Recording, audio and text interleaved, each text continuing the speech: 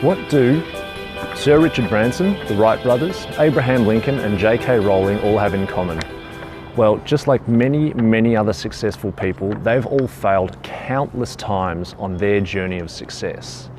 G'day, it's Rowan here from Your Life Designed. What I want to share with you in this clip are some really interesting stories about those people and the hardships and failures they've had on their journey of success.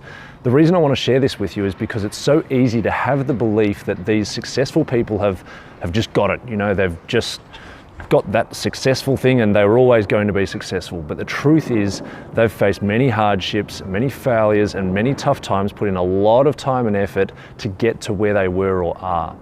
Another reason I want to share this is because going back to another clip that I did just recently on fixed versus growth mindset, people with more of a fixed mindset tend to crumble and suffer in the face of adversity and in the face of a hardship and a failure, whereas people with a growth mindset, they don't feed on a failure, but they understand that failure is a part of life and it's a part of the process and they get through them more easily. Now, did you know that Richard Branson actually failed with Virgin Cola, Virgin Money, Virgin Vodka, Virgin so many Virgin, Virgin Cars, Virgin Cosmetics, Virgin Brides. There were a whole stack of Virgin companies that either took off and failed or never took off at all. But do you think that Richard Branson let that get him down? I don't think so. Being the quintessential entrepreneur that he was, and that someone with just a massive growth mindset, he took these failures and he learned from them. They actually propelled him forward and helped him grow his other businesses, which he has countless number of. And what about Abraham Lincoln? Did you know he actually worked in a general store when he decided to run for the state legislature? Well, his store went bankrupt and then he lost the election. Following that, he opened a new store with a business partner, but the business partner embezzled money from the store and then died. So Abraham was left with a massive debt. Now, after this, he actually ran for the state legislature again and won. And he actually stayed in power for a number of years, but for a lot of this period, he was suffering what would commonly be called depression. Following this, he ran in many elections, a whole stack of elections, and lost all of them. But the amazing thing about Abraham was that with each failure, with each loss, he actually aimed a little bit higher and a little bit higher. Now, he failed to win the 1858 race for the Senate, but in 1860, he became President of the United States, and he actually went on to take the country through one of its toughest periods ever. Now, he did not let failure get him down. He strived on through the face of adversity. What about the pioneers of flight, the Wright brothers? So respected that the crew of Apollo 11 took a small piece of timber from one of their flyers up to the moon. Now, what I love about the Wright brothers is that they didn't even finish high school. They weren't aeronautical engineers. They weren't engineers of any sort. In fact, they were running a push bike shop when they created their vision.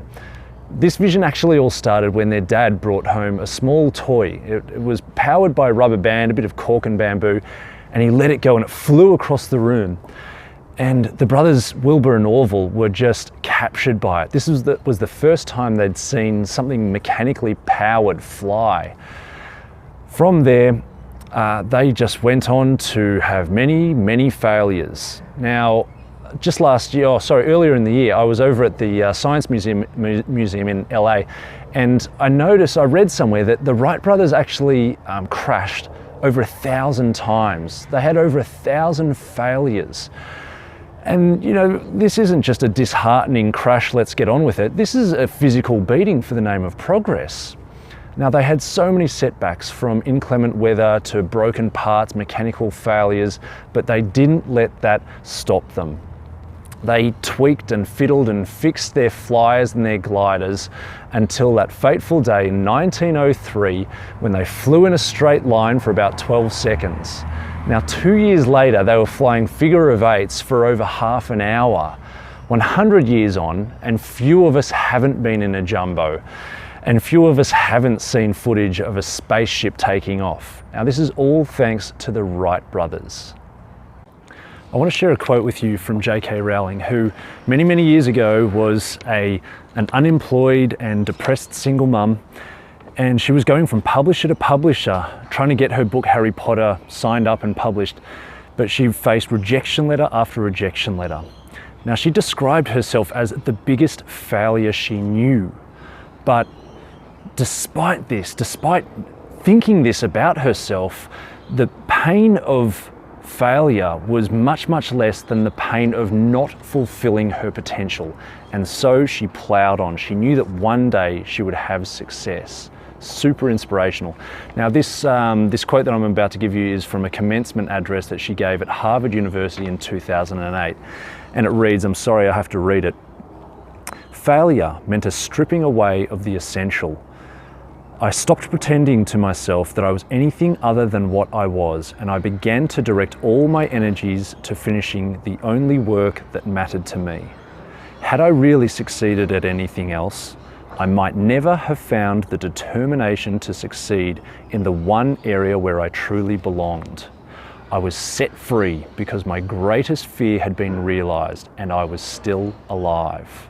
And so rock bottom became a solid foundation on which I rebuilt my life. Wow. The characteristic trait that all these people have in common is their willingness to fail. Their willingness to fail but then bounce back and try again and again. You'd be hard pressed to find a successful person who hasn't actually had more failures than successes. They have this mentality of ready, fire, and then aim, not ready, aim, fire. It's all about taking action and then learning from it. They actually speed up their rate of success by speeding up their rate of failure. Now, I know it sounds like a massive contradiction, but what I'm really trying to say is don't expect to fail, but be willing to fail. Fail forward. It's all about taking action, and if it doesn't turn out exactly the way you'd hoped, to your full expectations, realize that you've still learned something. You've learned what doesn't work.